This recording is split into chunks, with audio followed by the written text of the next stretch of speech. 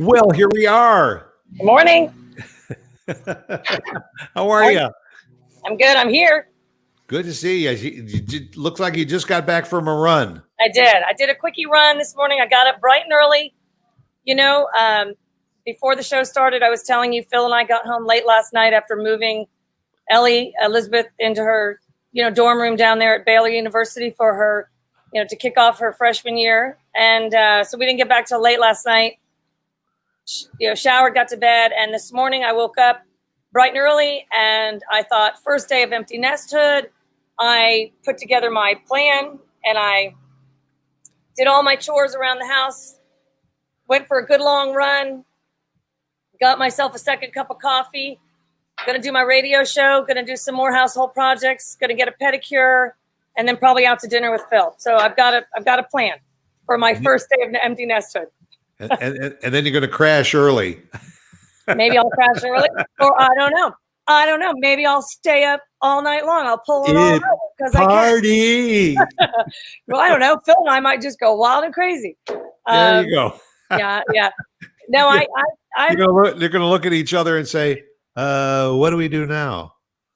Well, we are empty nesters, but we are busy. Still very busy empty nesters, and we're going to talk about it. I know today on the show. But for us, it's all very. I think empty nesthood is how I'm referring to it, but is very different for everyone. And for us, I suspect we're going to continue to stay very busy with things that we already have, going on. And then, even though the kids are not living at home, they can still be very, needy and not in a bad way, but want you from time to time or need you from time to time. So that'll be a good thing. So, well, your son is still in the DFW area. Yep, he is. And then the two girls are down at Baylor. Not too far. Not that far away. But there's a spectrum of this empty nester thing. That there's some people that as soon as that child leaves and goes to college, they decide they're gonna decide they're gonna.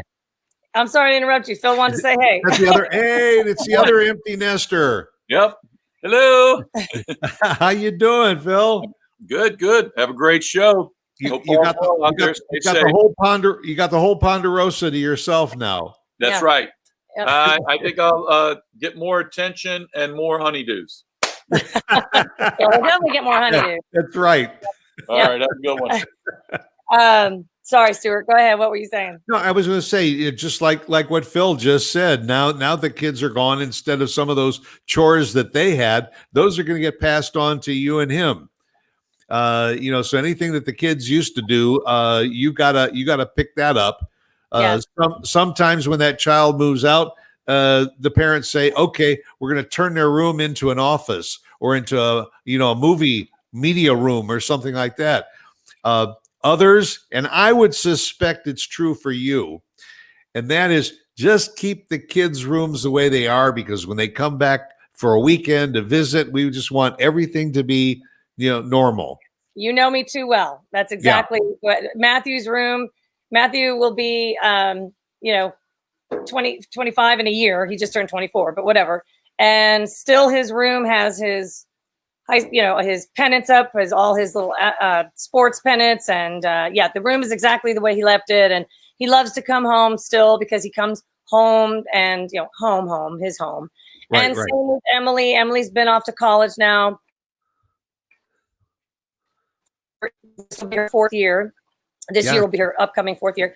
And same with her. Her room's been untouched and she loves coming home. So we plan on doing the same for Elizabeth and keeping her room in order. I've tried to organize over the years and kind of tighten up the things that they have up there.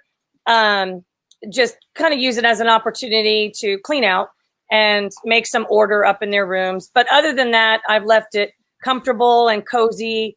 So when they do come back to visit, they've got, their room. We're not turning anything into an exercise room quite yet. We're going to keep it as is for the time being. Quite yet, but the thought is there. Always a thought. I have a lot of thoughts. Right. I have a lot of them.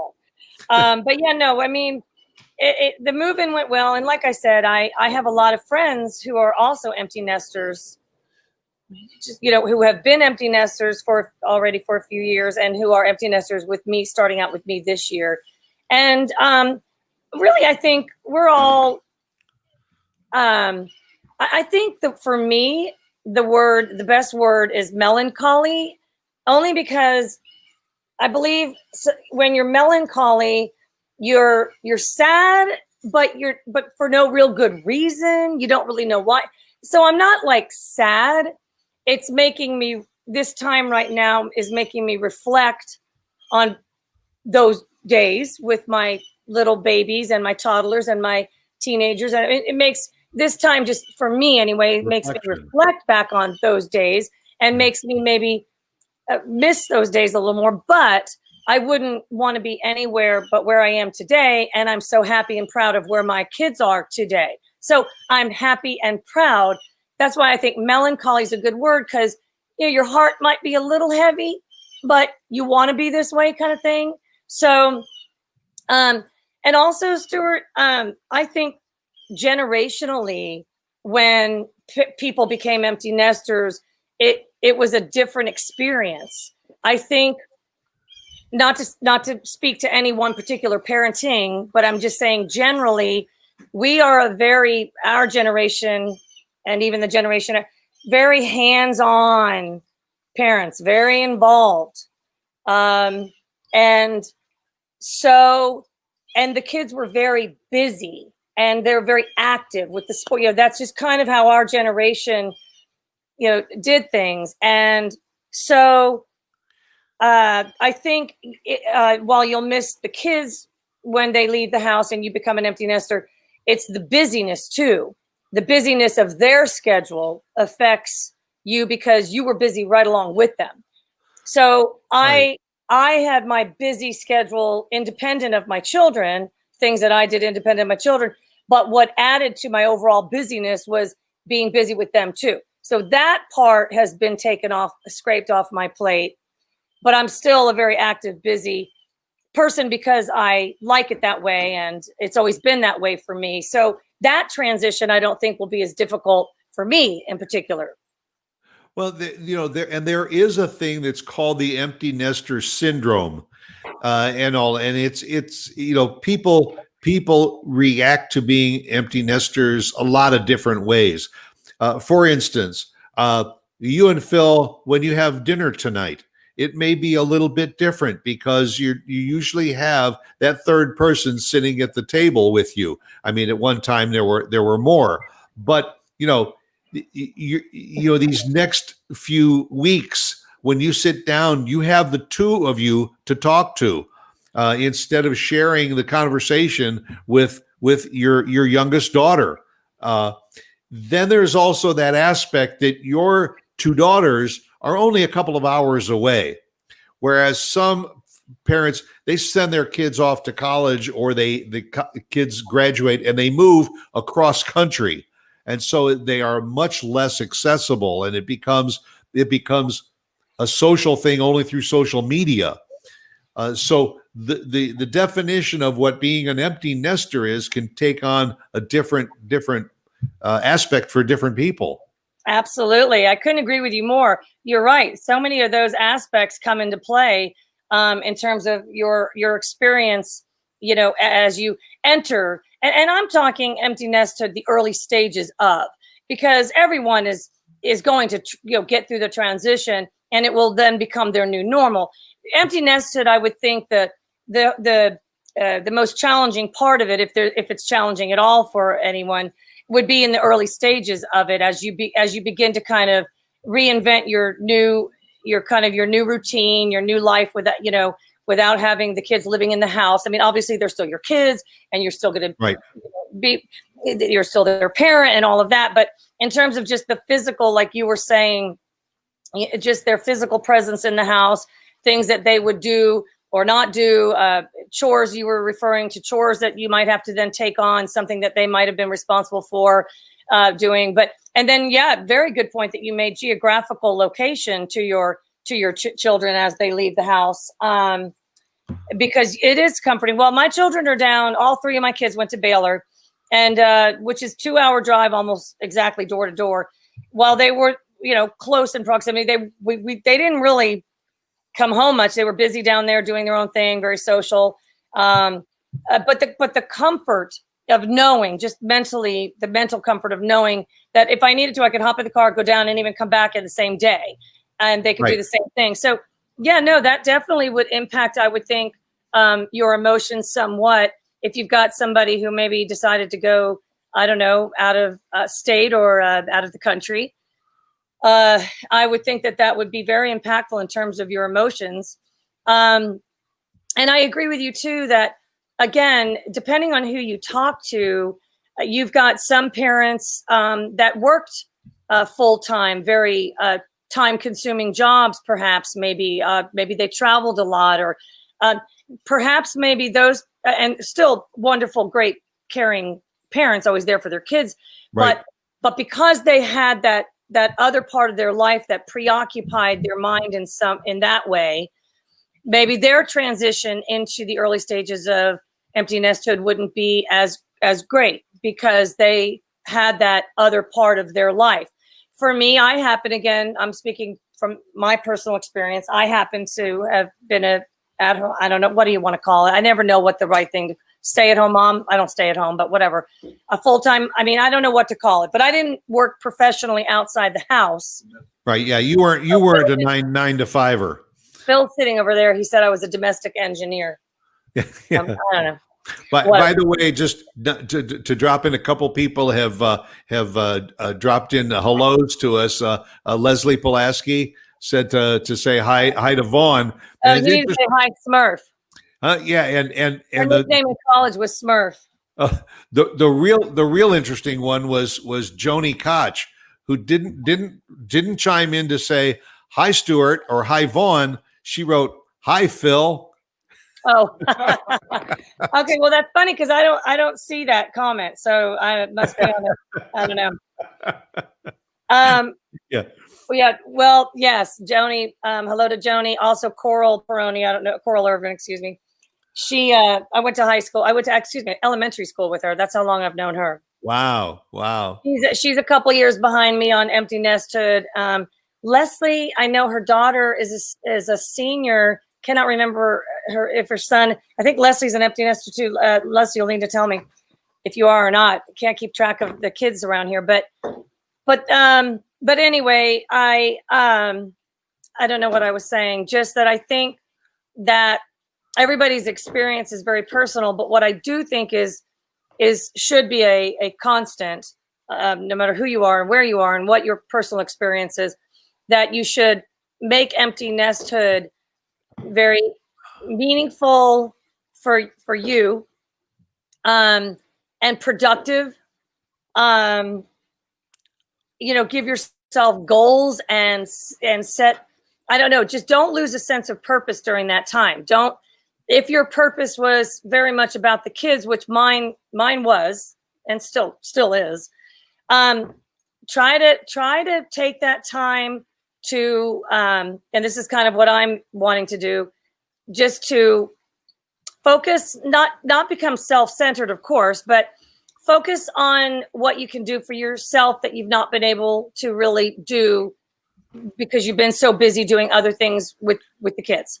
And I think that it's kind of like putting the oxygen mask on yourself first before you tend to your child on a plane. Give yourself some oxygen during this time, and see what that does for yourself, because it'll affect the people around you too. I don't know. No, I think you're absolutely right. Like I'm the expert here. This is day one for. No, but it's a new horizon for you, and honestly, I think that you and Phil may also see that where you're at right now is kind of a precursor of where you will be when you hit retirement, because retirement is that next plateau that you hit about how are we going to reinvent ourselves, or what are we going to do now that we haven't done. The kids are gone now. So that means that you can come and go as you please. if you don't have to be home for dinner because the kids are going to be home from school and you got to be there to prepare dinner or whatever. You want to bring something in, you want to go out, you can do it. You have that newfound freedom again. Yeah. There's a lot of advantages, and I think honestly, from my own perspective, I think that any parents who really kind of get into a little bit of depression once that last child goes off to college and they become an empty nester, they're doing a disservice to themselves, because you have to look at it more of on the bright side of it too.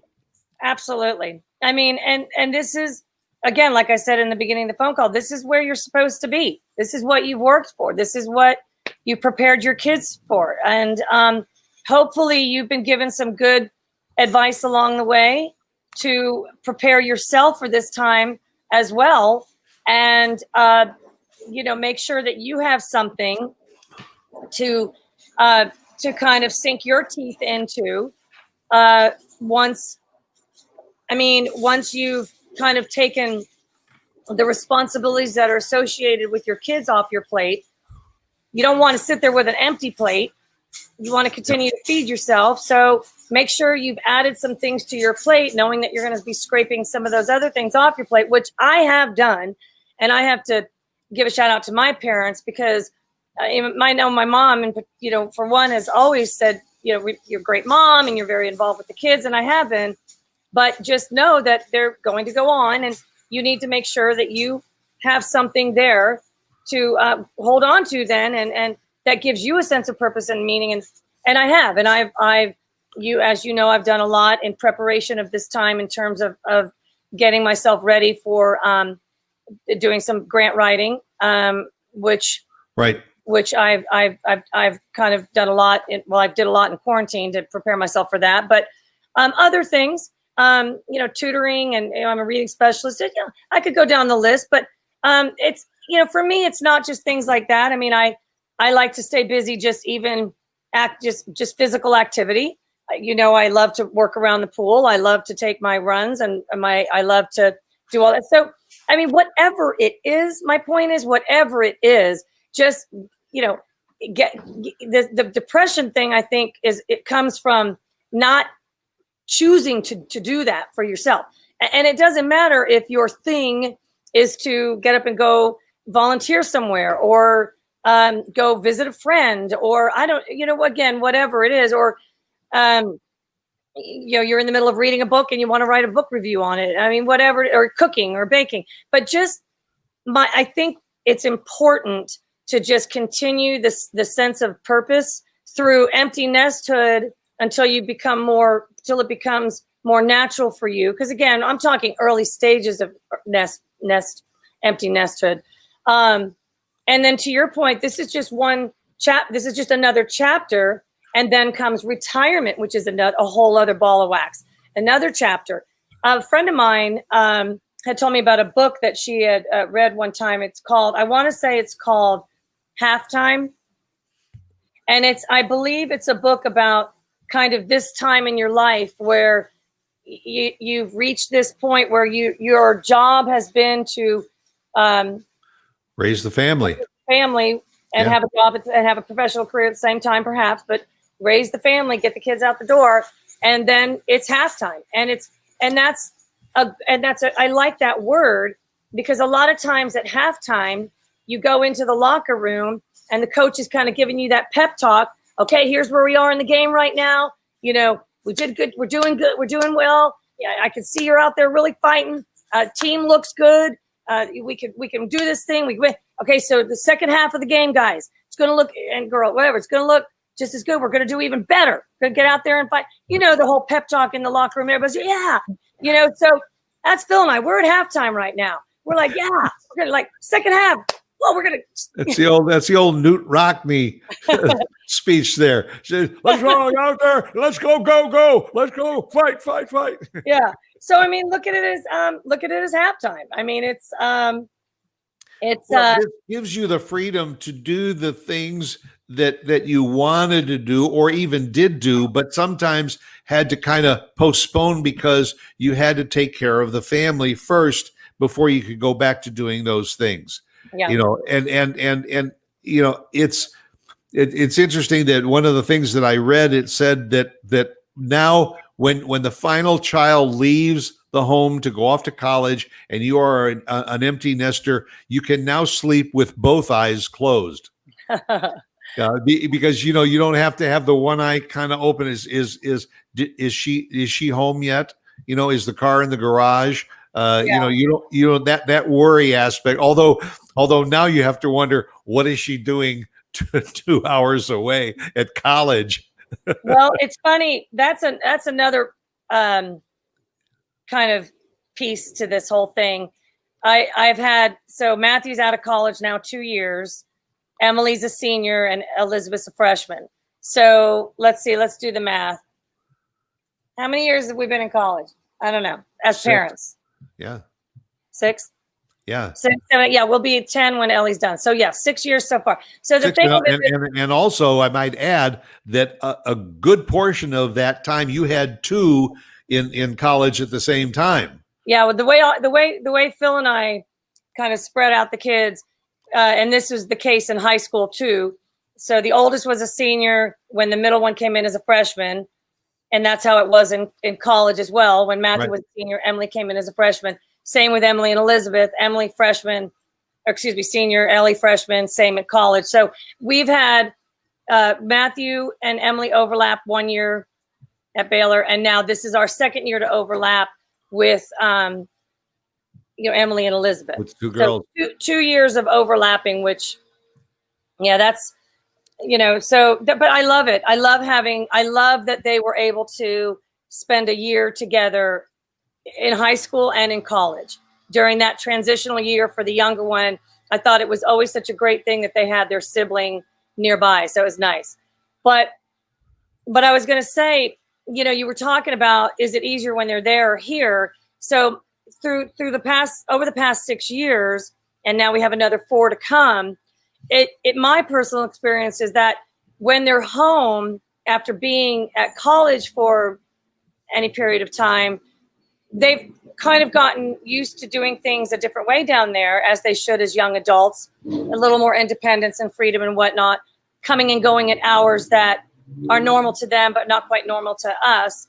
And so we had to kind of fine tune, the rules here a little bit, because it was, we knew that they were seeing their friends and coming home. They didn't really have a curfew, although they respected it pretty well. But I almost slept easier, like a little bit when they're not here, even though I was always kind of like not concerned, but obviously you think about their safety, their well-being down there. But when they're in your house and they're not home at a certain hour, it's just it just feels different. You feel it more. You worry more. You know what I'm saying? When they're out of the house and down there, I'm not saying you're not worried, but it's not like in your face. You're not like really thinking about it. So it's funny you say that too, because Elizabeth, her rule, she's the youngest. And when this past year, when her curfew was extended to later in the evening, I was having a tough time staying up. Her curfew was midnight, and I don't do that. And her curfew was midnight. And so I knew that I would be dozing before she would get home. So we came up earlier in her senior year, we came up with a kind of a routine where when she would come in the door, if she was being dropped off, she would come in the front, lock it. And then there was always a lamp outside my bedroom that was kept on. She was then to turn off that lamp, and I could see that. And then also she would text my phone that she was home, just I'm here or I'm home. And the reason we did it that way is because even if I was dozing and I happened to fall asleep before she got home, I'm bound, I will wake up an hour later, a couple hours later.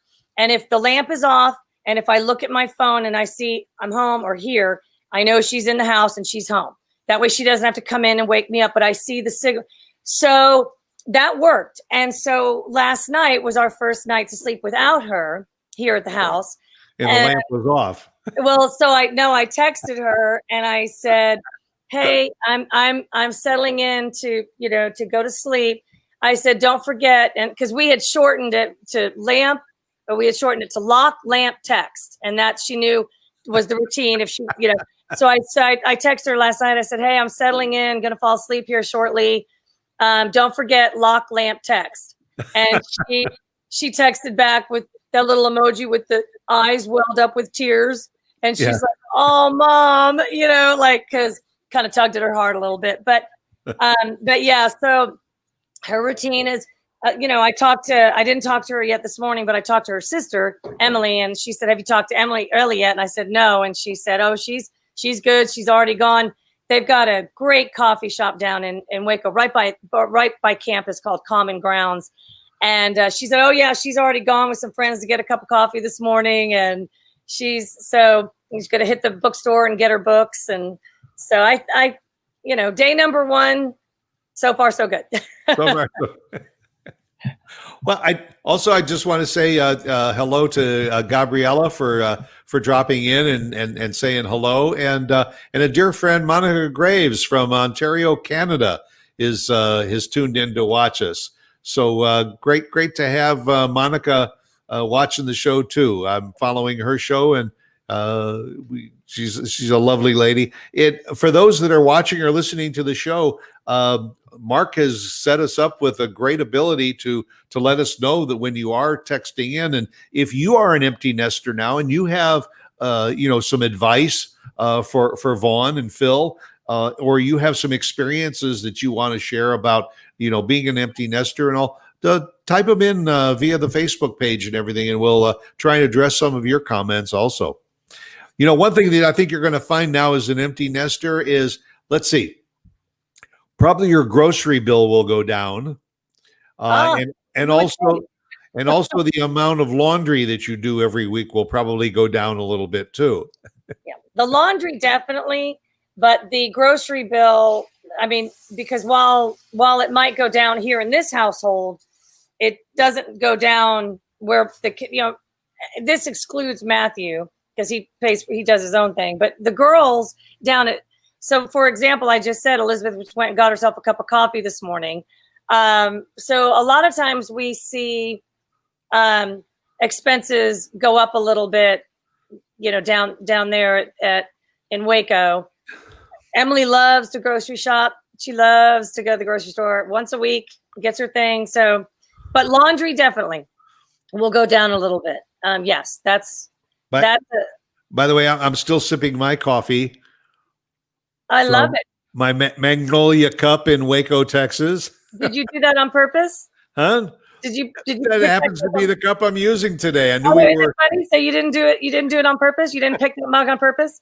No, I happened to pick that cup out. I have the same. I have the same mug. I love it. You can't go to Waco without getting one. I know you can't. Well, you're getting close to Waco when you start seeing all the Chip and Joanna signs and Magnolia signs. You're almost to Waco. We Right. So, but you used to see Baylor. Welcome to the home of Baylor University. Yeah. Now it's welcome to the home of Chip and Joanna Gaines. Oh, that's funny. Well, I tell you what, too. Empty nesthood too. Is also a time where some people go back to work. Some people go back full time. Some people go back just maybe part time or whatever. I think that's great too. Say somebody chose to, mother or father, whatever, chose to leave their career and stay home and raise it, and they get to go back and they get to maybe pick back up where they left off or whatever. But there's really so much. I would say you could get on the road and start traveling, but right now that's not necessarily a great option or even a doable option for most of us. But again, I think again too, for the most part, empty nesthood is for me and my friends, we're pretty much all on the same page, and we've got each other And that's also a good thing, is to try to stay connected and Right. and social. You certainly don't want to turn it into a lonely time. But again, I mean, You can turn it into a support group. You know, you Yeah. get other empty nesters together and you have a cup of coffee, you go shopping together, and you know you don't have to be home at a certain time. So it opens up a new door. I also find that a lot of times comments from people who become empty nesters is they say, you know, I've always wanted to volunteer a little bit of my time to work with a nonprofit or so, and now I have the time to do it because there's less time restrictions on me. Right. I mean, and again, I think that you could talk to 10 different people and get 10 different responses on how they see empty Sure. nesthood.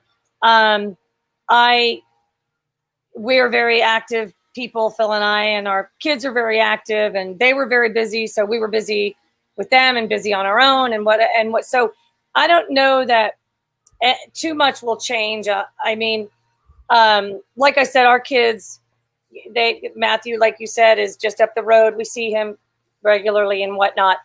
But another thing that's interesting, a friend of mine who's been an empty nester now for a couple years, when the kids come home now, because she's kind of, like I said, she's gotten into her new routine, her new normal, her new kind of way of lifestyle. Well, what now that the kids are not physically living at home, so when the kids do come home for a visit, it's an adjustment for the parents, also, because they now have gotten into kind of a new routine, and the kids come home, and don't get me wrong, everybody loves it when their kids come home, but now there is that laundry that you haven't done, and Right. now you do have those extra mouths to feed. And while you and your husband might have been happy snacking on a bowl of popcorn and having a glass of wine before bed, they now would like, a steak, baked potato, and, veggies on the side, whatever. So now you're having to get to the grocery store and buy those items. And, oh, I forgot so-and-so likes these crackers, and, or running errands, or, whatever the case may be. My friend said it's an adjustment. And when they went back to school or back to wherever, they I don't want to say they prefer it, but they definitely were happy to kind of get back to their quiet time together again. So sounds like once you get past the early stages of it all and get into your new kind of thing, it's kind of like Phil said, it's where we were 24 years ago. That's right. And that is probably one of the keys to empty nesthood too, is the fact that you now can reflect back on those child rearing days and everything, and reflect on what you did then, and maybe pick up on some of those things that you did then now again. Right. Yeah, exactly. And I've had people who have not only, maybe gone back to work or what have you, or done whatever. They were only playing tennis as a substitute, but now they've joined the team full time. I mean, I have examples all over the place on Sure. how people, but I also have friends who have moved. And I have a couple friends who have downsized houses. Well, that's a very, very good point. Yeah. Yeah. They've thought, I have a dear friend who lived in a huge home, and not only bedrooms, but large entertainment areas, and sports courts in the back, and sand volleyball. And while it was a lovely, lovely home, and they got to really enjoy it and embrace all that the home for their kids.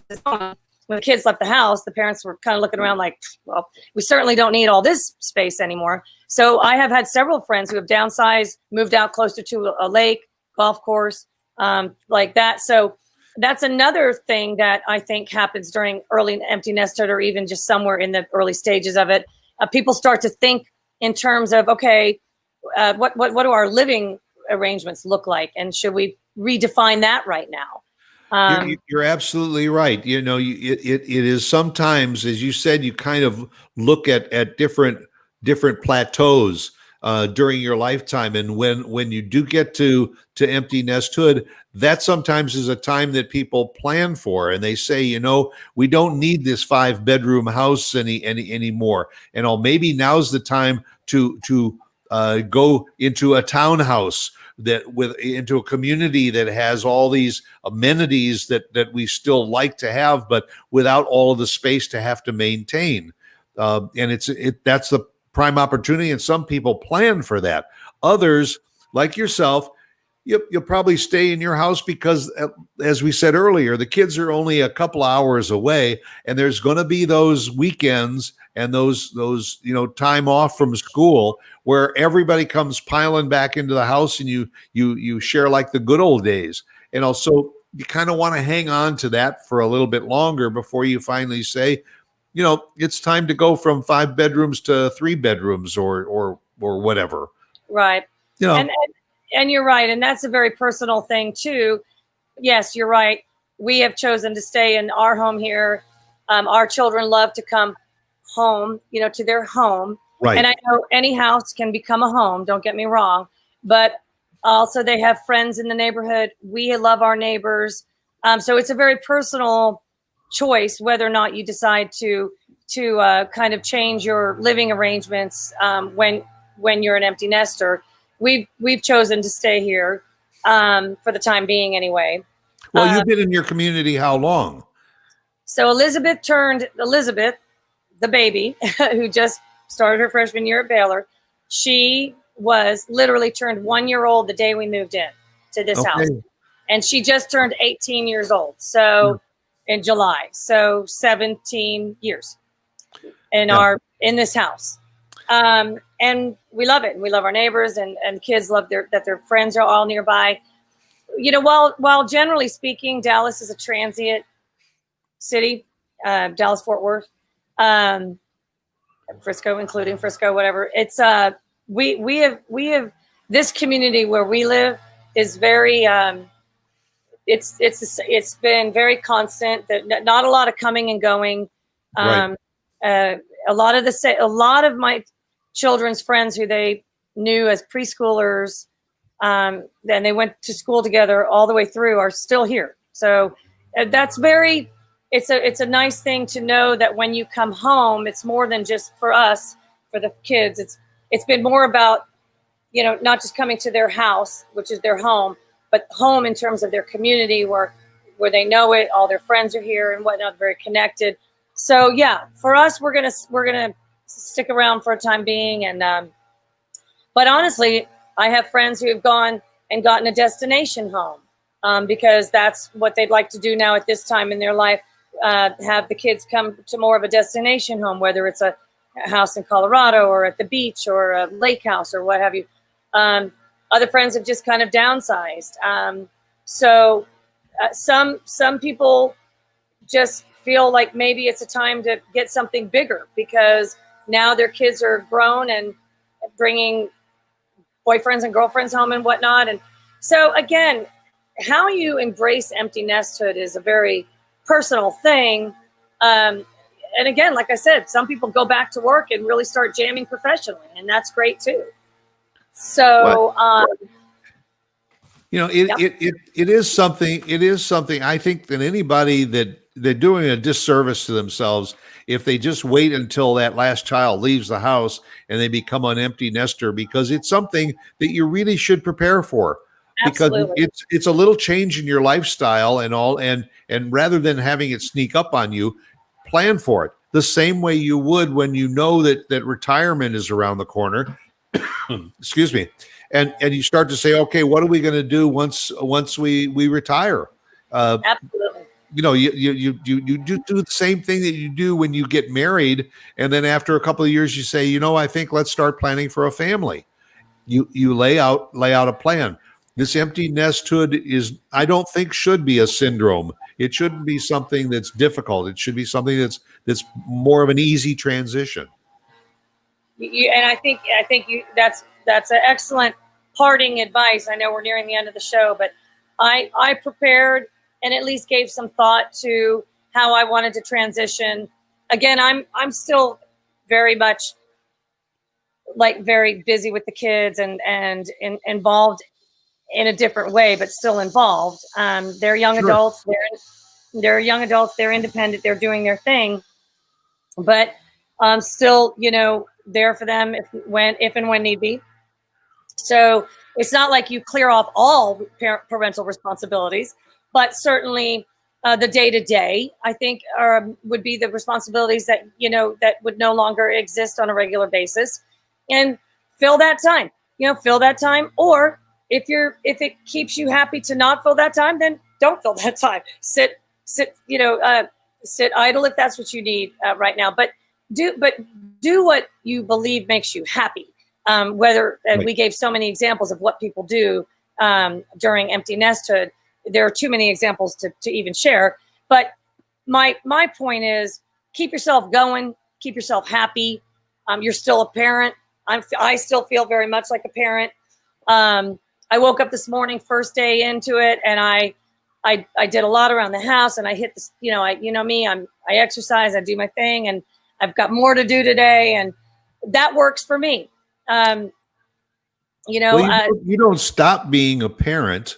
Right. You're still a parent whether the kids are in the house or they're out of the house. You still have that. And again, I jumped to retirement, but you're going to have another plateau that's in there, and that is that your kids are around the corner from being married and starting a family of their own. Then you take on grandparenthood, and that's a whole new level in itself. And that's another reason why some people say, I'm not going to move out of this house, because when the kids get married and they have grandkids, I want all the grandkids to come over here and for the weekend. You're right. You're exactly right. This is just another chapter.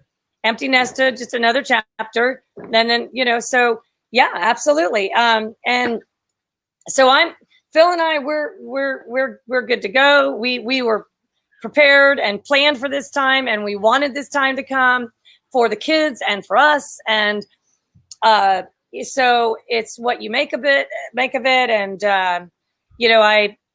I'll keep you posted as I go along, as we go along.